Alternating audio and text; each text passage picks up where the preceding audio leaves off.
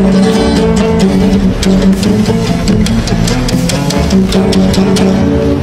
magandang hapon po sa inyong lahat, mga minamahal ko mga kababayan. So muli po, nandito na naman po yung lingkod Epifanio Labrador dito po sa ating programang Reaction Mo Berata po. Pero bagong lahat, binabati muna po natin ang lahat po ng ating mga kababayan Luzon, Visayas, Mindanao, maging mga kababayan po natin sa abroad, ano. So pasensya na po kayo. At ako po kasi ay medyo may nararamdaman po kasi mabigat po ang aking katawan. Masama para akong tatrangkasuhin dahil nga po sa ilang araw din po kasi akong pupunta ng bundok para po maghanap lang ng mga kahoy, maghakot, mabibigat, tapos naanuhan pa ng araw, tapos biglang uulan. Kaya sobrang sama po ng pakiramdam, parang hagahalo na po, sinisipon ako, inuubo ko. Pero ganoon pa man, kita nyo naman po sa mata natin, medyo tamlay po dahil po sa pinilit ko lang po talaga na tumayo para po kayo ay paglingkuran, mga minamahal ko mga kababayan. Okay, sa hapon pong ito, mga minamahal ko mga kababayan, alam nyo, sa patuloy po na pag-iimbestiga po ng Independent Commission o infrastructure ba yun? Marami na po silang natutuklasan. Marami na po silang naiimbestigahan. Marami na pong lumilitaw na mga personalidad, lalong-lalo na po, marami ng mga matataas na opisyal ng o kawani ng DPWH ang napipilitan na pong magsalita o napipilitan ng maghayag ng katotohanan, sapagkat yung ilan sa kanila, katulad na lamang po ni Alcantara, dahil sa naiipit na, kinakanta na po niya, tinuturo na po niya paunti-unti kung sino talaga yung pinaka-mastermind, sino-sino yung mga politikong kasabwat, kung sino-sino yung mga politikong nakinabang sa pera ng taong bayan o sa bilyong-bilyong piso, na kung saan ang nakinabang lamang po ay yung mga tiwaling politiko, katulad po ni Joel Villanueva, na kung saan ay ginagamit pa yung kanilang itinayong reliyon. At doon naglalabas o doon nagpapakita ng mga kadramahan, na kung saan alam niya hindi siya paniniwalaan ng mga dahil bukong-buko na siya, kaya yung kanyang paraan, pumupunta doon sa kanilang gawain o doon sa kanilang fellowship, at doon hinahaluan na po niya ng politika. Biro nyo, para lang makapag siya, umaatin na ngayon ng fellowship, samantalang nung patuloy siya nagnanakaw, halos hindi na nga masyadong makapagsimba dahil nauubos na o kulang yung oras niya sa pagbibilang ng perang natanggap niya mula sa kickback, So sa usapin po ng katiwalian patungkol po sa flood control projects o ghost projects na yan, mayroon pong isang tao na sa tingin ko ay mas higit po na makakatulong o mas maraming maituturo kesa po sa mag-asawang Diskaya. Kung hindi po ako nagkakamali, mga minamahal ko mga kababayan, siya po si Roberto Bernardo. Yan. Dati pong undersecretary ng DPWH o ng Department of Public Works and Highways. So dito po sa ating screen, pag-uusapan po natin, yan po yung title ng ating ng ating upload ngayon na video, o yan po yung title ng ating pag-uusapan ngayon. Si Roberto Bernardo, So ayon po dito sa balita po ng Abante News, so kinuha ko po itong balitang ito dito po sa Abante News. Sabi po dito, pinangalanan ni dating Department of Public Works and Highway DPWH Undersecretary Roberto Bernardo bilang central operator na nagkukonekta sa mga engineer, kontratista at ilang mambabatas na umano'y nakinabang sa bilyong-bilyong pondo para sa flood control project sa loob ng 4 na taon. So mataas-taas na panahon. Ayon sa ulat ng Billionaire News, sa Independent Commission for Infrastructure o ICI interim report na ipinadala sa Office of Ombudsman, si Bernardo ang tagapagpaikot paikot ng buong kickback network, lalo na sa kanyang sariling lalawigan sa Bulacan. Okay. Ang tinaguriang sentro ng bilyong pisong ghost flood control projects. Central operator umano si Bernardo, na siyang nag-uugnay sa pagitan ng mga engineer, kontraktor at mga mambabatas na sina Senador Joel Villanueva, Jingoy Estrada at dating Senador Ramon Bong Revilla Jr. na di umano'y nagpakasasa sa bilyong-bilyong pisong alokasyon para sa flood control. Natuklasan ng ICI na nagdemand ang mga mambabatas at si Bernardo ng fixed SOP mula sa mga kontraktor o district engineer kapalit ng pagtutulak ng mga proyekto sa national budget sa deliberasyon ng Kongreso. Karaniwan umanong nasa 20 to 30% ng kabuuhang pondo ng proyekto ang SOP. So grabe. Kapag nailista at napondohan na ang bahagi ng pondo, ay binabalik bilang kickback direkta sa kanila o pinapadaan sa mga tagapamagitan ayon sa ICI.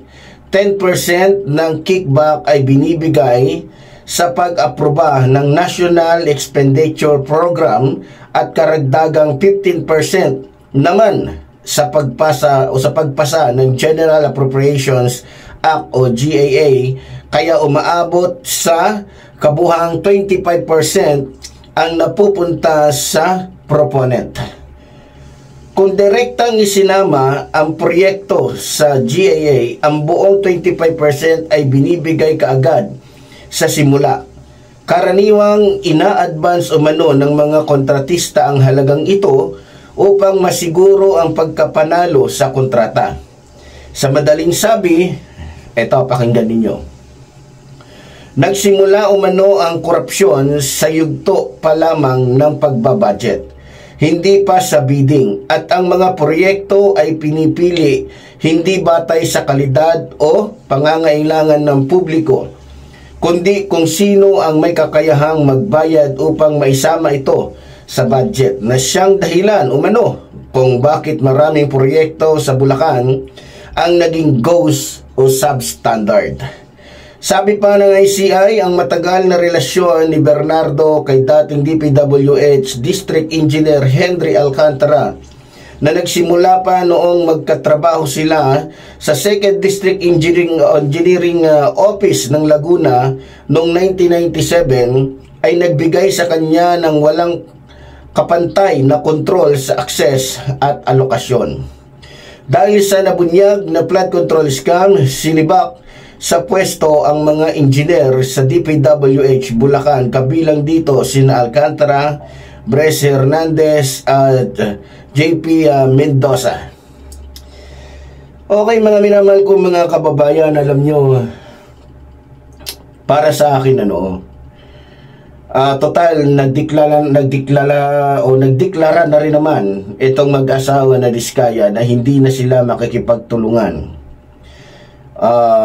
sa ICI para matukoy o malaman kung sino-sino pa yung mga posibleng mga tao o mga mambabatas o politiko na nakipagsabwatan sa kanila, no? Patungkol po sa katiwalian ng flood control scam, no? sa tingin ko malabo na po talagang mabigyan po sila ng oportunidad na mapasok po sa Witness Protection Program. Sapagkat siguro inutos nung kanilang abogado o nito ni Marcoleta na wag na kayo makipagtulungan, ganun din naman, ikukulong din naman kayo. So, pero sa kabila ng ganitong eksena o pangyayari, magpasalamat po tayo sa Diyos sapagkat mayroon pong isang tao na higit na mas may alam o nakakaalam sa mga katiwalian patungkol po sa Ghost Project na yan. Walang iba kundi si Alberto Bernardo, no? So, siya po ang lumalabas na central operator. So, ibig sabihin, sa bawat kickback na ibibigay, alam na alam niya. Sa bawat kontraktor na mabibigyan ng kontrata ng mga politiko, alam niya kung sino-sino ito. Kung sino-sino ang tatanggap ng mga kickbacks na ito. So, malamang kaya pasok, balita ko pati itong si Bong Revilla Jr., no? Kasama sa kakasuhan sapagkat inamin ni Alberto na isa si Bong Revilla o dating Senador Bong Revilla Jr. Ay kasama sa katiwalian. So base po sa ating nabasa din, ayon sa balita, na maliban na si Alcantara, itong si Bernardo, ang tumatayong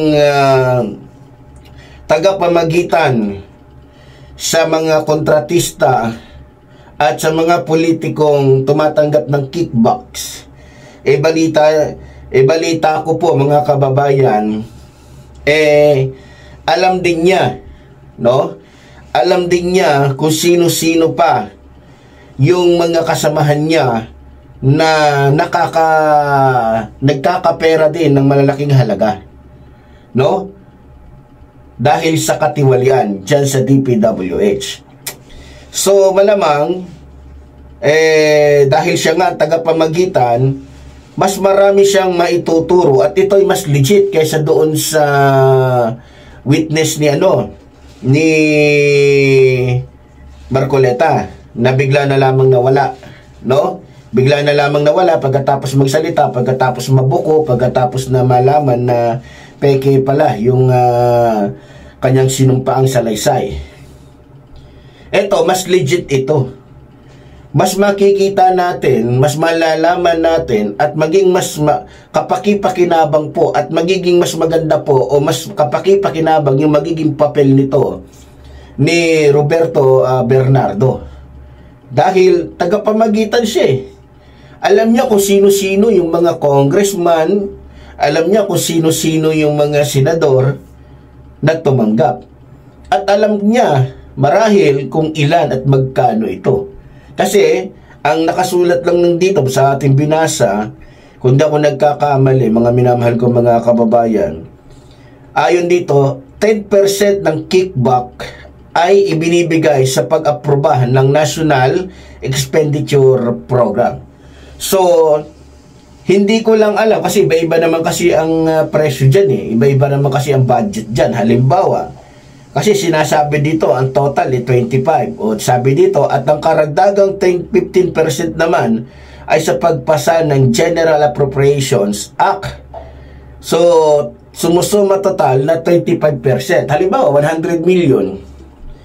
So, doon sa 100 million na yon may 25 million na kickback. Ito pong senador. So, pag yan ay 1 billion, halimbawa, 1 billion. So, ibig sabihin, pag 1 billion, meron na siyang 250 million. Tama? Kung di ako nagkakamali, kasi 25% kamo Oo. Tapos, yun ay sa congressman pa lang yun, ha? Sa senador pa lang yun. Hindi pa kinukuhaan ng ano yun, ng kontratista yun. Hindi pa kinukuhaan ni ano yun, ni Alberto Bernardo. 'Di ba? Kasi ang pinag-uusapan pa lang dito yung kickback ng mga senador, ni Joel Villanueva, ni Jingoy Estrada, at ng iba pa. 'Di ba? So makikita ninyo, talamak po ang talagang grabe yung ginagawa po nilang pagnanakaw sa taong bayan. No? Alam nyo, kapag ito'y napatunayan po at sapat ang ebidensya, malinaw at totoo ang mga ilalahad nito ni Alberto Bernardo, natitiyak ko mga kababayan na wala pong lusot dito. Kahit pa gamitin ni Joel Villanueva yung kanilang reliyon, kahit pa mag-preach siya dyan na mag-preach sa harapan ng kanilang mga membro na naloloko niya, alam nyo, yan ang hirap eh. Nagiging panakip butas po o ginagawa na lamang pong tawag nito sandalan ng mga korap na politiko yung mga reliyon na tinayo nila. Kaya nga sa totoo lang mga kababayan, dapat nga hindi politiko to si Joel Villanueva eh. Kasi ang pagkakaalam ko, ito ay pastor. Pero bakit mas pinili niyang maging politiko kaysa magpastor? Samantalang yan yung calling niya eh. Yan yung ang pagkakaalam ko, yan yung tawag sa kanya ng Diyos eh. Pero bakit mas pinili niyang maging politiko? Kasi alam niya, siguro naliliitan siya sa income nila sa itinayo ng tatay niya. Pero sa totoo lang, balita ko, every month tumatanggap ng 200 to 300,000 yung tatay niya bilang founder ng reliyon nila. Oh, si Eddie Villanueva. At siya, siyempre, tumatanggap yung tatay niya at isa rin siya sa board of trustee. Diba? Tumatanggap din siya. Yun ang pagkakaalam ko sa reliyon nila.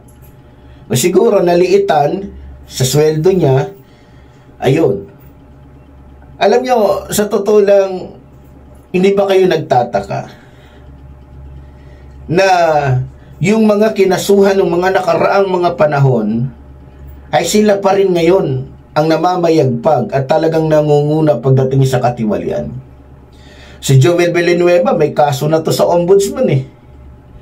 Kaya lang, dahil nga may mga padrino, alam nyo kung bakit nawala yung kaso nito? Doon sa kaso niya doon sa nung siya ay representative pa ng SIBAC. Eh biro mo, SIBAC party list pa yung dinala. Eh yung mission yung ano ng yung mission at saka yung vision ng ano na yan para kontrahin, sirain, wasakin yung mga korupsyon dito sa ating bansa. Pero makikita nyo ngayon, siya yung nangunguna sa korupsyon. Kaya nga hindi, sa totoo lang, kahit pa maglagay ka ng magandang titles, pamagat, kahit pa maganda yung kagaya na lang ako Bicol Party List.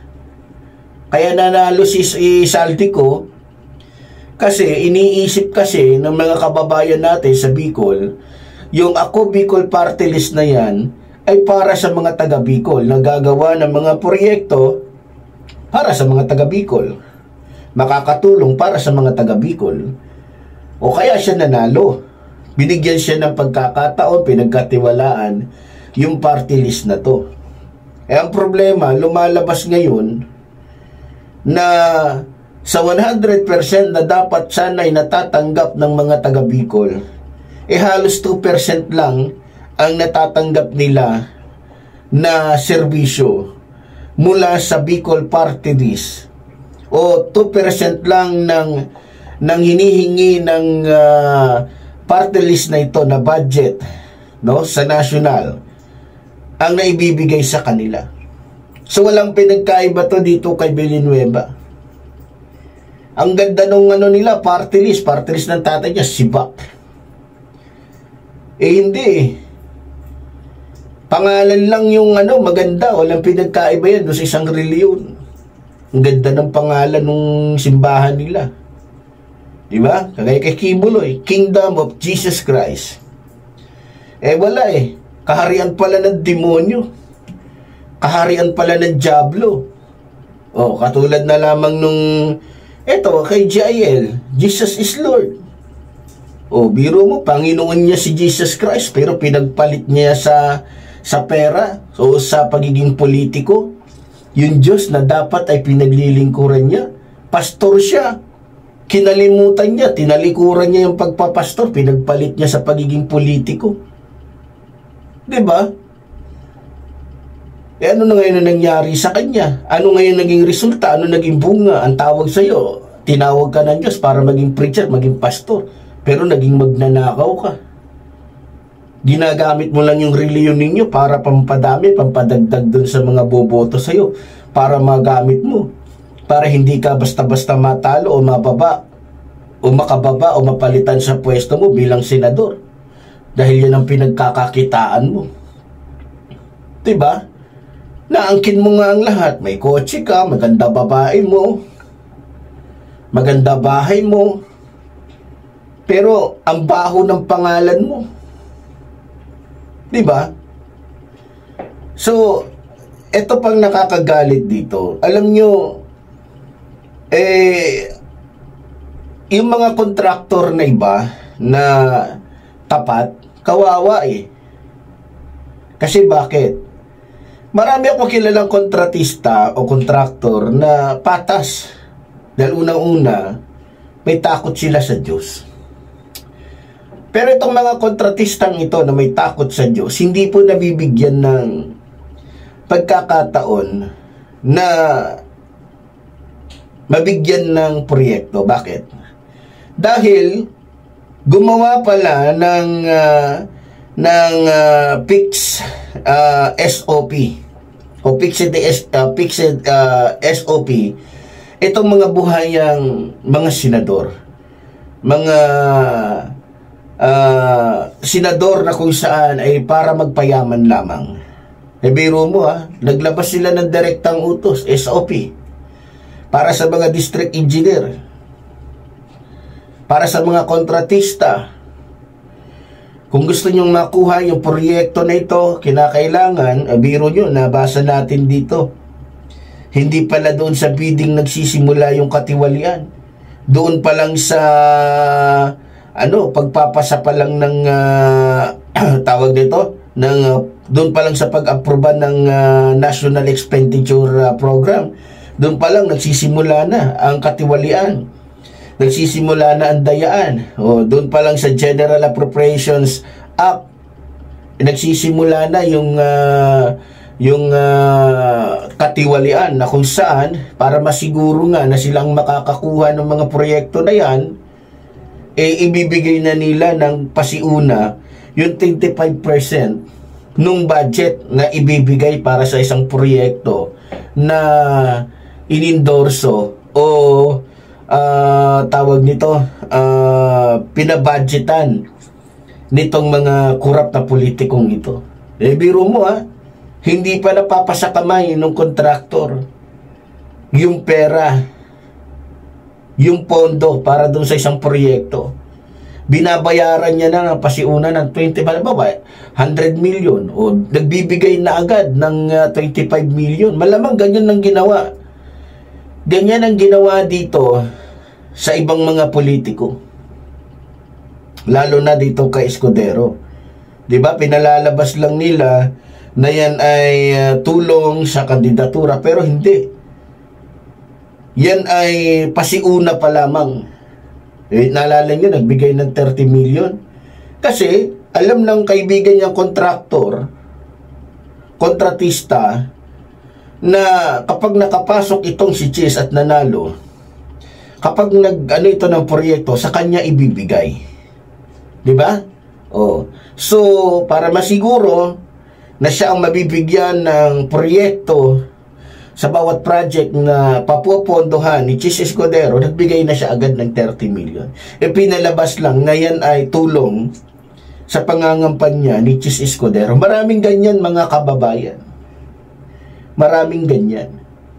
Kaya nga sa totoo lang, para sa akin, napakalaki po o napakahalaga po ng magiging papel dito po ni Roberto Bernardo sa pakikipagtulungan niya sa ICI. No? Malaki ang maitutulong niya sa mga Pilipino. Dahil sa pamamagitan niya, yung mga ayaw ituro nitong asawang Diskaya ay maituturo niya. Yung mga taong ayaw sabihin o ayaw isama ng mga Diskaya sa katiwalian nila na kung saan kinakatakutan nila, dito maisasama na. Kaya napakaganda pa rin sa kabila ng pag-iwas, sa kabila ng mga kumukontra, sumisira sa pag-iimbestiga ng ating Pangulo, no? Sa kabila ng kanilang ginagawang paninira, sa ginagawa nilang, sa kabila ng ginagawa nilang pagbibigay ng kaguluhan, panggugulo, panliligaw, sa ginagawang malawakan na investigasyon ng ating mahal na Pangulo o pagwasak sa katiwalian ng ating mahal na Pangulo sa mga kurap na politiko, may lumalabas at kusang lumalabas na mga tao para po maging kasangkapan upang tuluyan nang mawasak o mawala o masira o magkaroon na ng katapusan yung mga dati ng kinagawian o mga nagaganap na korupsyon dito po sa ating bansa. So, para sa akin mga kababayan, para lang din sa akin dahil natitiyak ko na dahil nga ito'y tagapamagitan, ito ay central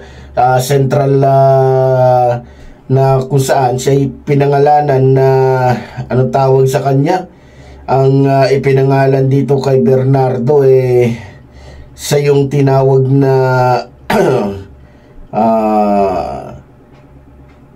central ng ano ba to? Nawawala tuloy ako. Siya yung pinaka tagapamagitan, yan na lang gamitin natin termino. No? Siya yung central operator, yes. Okay, nawala ko So, siya yung central operator. Siya yung nakikipag-ugnayan sa lahat ng mga congressman, mga senador na tumatanggap po ng kickback sa lahat ng mga kontratista. So, sana, proteksyonan po. Ito yung tao na ito yung merong kapasidad, ito yung may karapatan na bigyan po ng o ipasok sa witness protection program. Kasi buong buo yung kanyang paglalahad at walang takot yung kanyang paglalahad at nakikipagtulungan talaga sa pag-iimbestiga. No, hindi katulad ng Diskaya, yung pagmumukha pa lang nito ni Sara, halos magkamukha sila ng puwet ni Sara. Basta mga Sara talaga, wala kang maaasahang mabuti sa mga yan. Talagang makikita niyo yung kakapalan ng pagmumuka, no? Yumaman yung gaga dahil sa panluloko nila, no? So, kaya dito po sa ating programa, ako po'y nananawagan sa ating Pangulo, lalong-lalo na doon sa DOJ ngayon, ito po yung taong ito na si Alberto Bernardo, ito po yung dapat na ipasok sa Witness Protection Program. Kasi sigurado ko na pag-iinitan ho to at ang buhay nito'y malalagay po sa alanganin. Dahil malaking tao po, natitiyak ko ang mai-involve dito. Alam naman po natin, handa na nga yung kulungan para sa mga mai-involve dito o sa mga kakasuhan patungkol sa katiwalian ng flood control projects na yan o sa mga ghost projects na yan, no? Kaya para sa akin magandang result, magandang ano po ito, magandang kumbaga para sa akin isang magandang pangitain na to, no? Na kung saan eto na sa kabila ng wala tong pinagkaiba dito kay nangyari kay Boying Rimulya. Sa kabila ng mga pagharang, pagbatikos, paninira sa kanya para lang hindi siya maging ombudsman, ayun, no? Nagwagi pa rin. So, tulad na sinasabi ko, kapag kasama talaga natin ng Diyos, kahit gaano kahirap, tayo pa rin na magwawagi. Ilang laban na bang nangyayari, no? So marami tayong pinagdadaanan ng mga problema, pagsubok, pero bandang huli tayo pa rin po ang nananalo. So sa mga kababayan po natin, maraming salamat po sa iyo. Pasensya na po talaga kayo dahil po sa sobrang sama po ng aking pakiramdam. Medyo siguro may napapansin kayong kakaiba sa aking mga galaw. Pinipilit ko lang po, no? So ganun pa man, sa ating mga kababayan, salamat po sa inyong patuloy na pagsuporta at sa inyong patuloy na pananalangin para po sa inyong lingkod. At syempre, panalangin po natin palagi mga kababayan ko, mga kapatid ko, ang ating mahal na Pangulo. Mas higit na kailangan po niya ng panalangin sapagkat ang buhay po ng ating Pangulo, tulad ng sinasabi ko, ay talagang gustong-gusto na pong kunin ng ating mga kalaban para sila po ang mailagay sa pwesto. Ipanalangin po natin ang ating butihing Pangulo sapagkat pinagtatangkaan na po siya, no, napatayin ni Sara Duterte sapagkat wala na po silang ibang choice, wala na silang pagpipilian kundi ang kunin ang buhay ng ating mahal na Pangulo para mapunta po sa kanila ang kapangyarihan at makontrol nila ang lahat, nang sa ganon ay hindi na po sila makapanagot sa kanilang mga kasalanan. So muli po, tulad po na sinasabi ng lingkod, mabuhay po ang ating inang bayan, mabuhay po nagmamahal sa ating inang bayan. Maraming salamat po.